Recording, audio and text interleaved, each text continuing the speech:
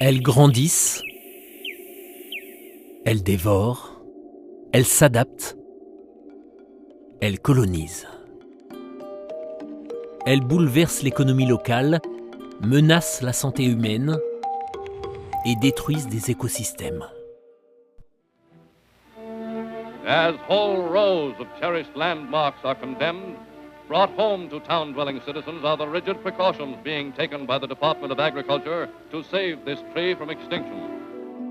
Les espèces invasives sont des organismes non natifs qui causent des dégâts considérables dès leur introduction dans une région.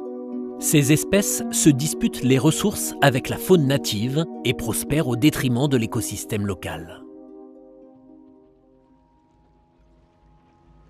L'introduction d'espèces invasives est souvent d'origine humaine.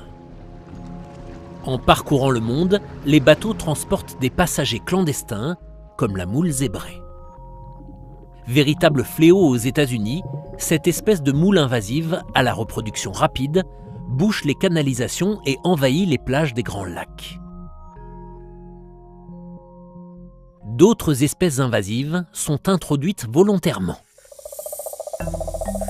Au début du XXe siècle, le crapaud buffle est introduit en Australie pour lutter contre les parasites.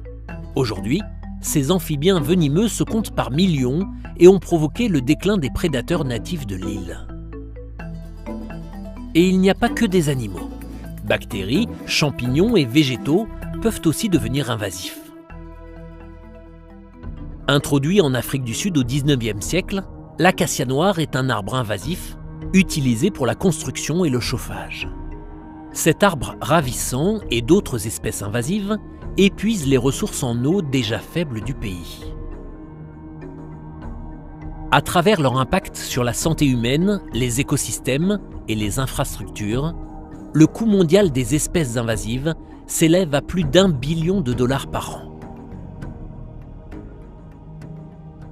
Diverses mesures existent pour limiter la propagation des espèces invasives, mais la plus efficace reste la prévention. En nettoyant les navires entre les masses d'eau, en ne relâchant pas d'animaux exotiques dans la nature et en cultivant uniquement des espèces natives, nous pouvons éviter la propagation des organismes invasifs. Chaque être vivant a évolué pour jouer un rôle précis dans son écosystème. Dans cet équilibre ultime, une seule espèce invasive suffit à faire pencher la balance.